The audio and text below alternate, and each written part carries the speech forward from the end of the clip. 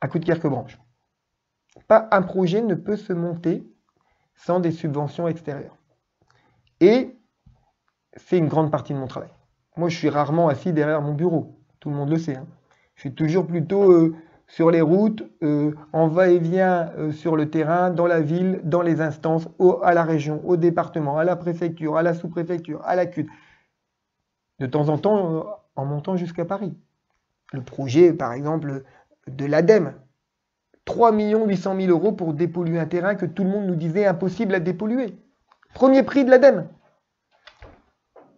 De l'argent obtenu pour la piscine par des instances qui d'habitude n'en donnent pas. Le conseil départemental.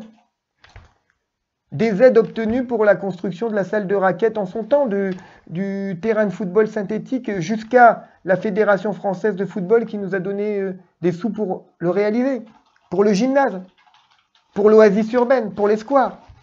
Il n'y a pas un projet, à coup de querque-branche, qui se porte seul. Notre ville n'en a pas la possibilité. Et pourtant, nous faisons beaucoup de choses. Alors oui, je suis devenu, avec le temps, un spécialiste. Un spécialiste de la chasse aux subventions, un spécialiste de la chasse au gaspillage, un spécialiste de la collecte de ces subventions. Sans ça, c'est impossible. J'ai jamais calculé.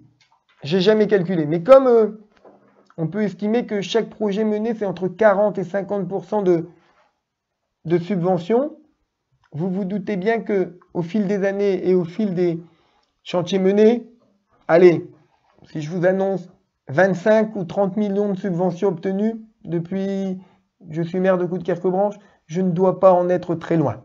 25 à 30 millions de subventions obtenues. C'est comme ça qu'on a transformé cette ville sans jamais alourdir la pression fiscale.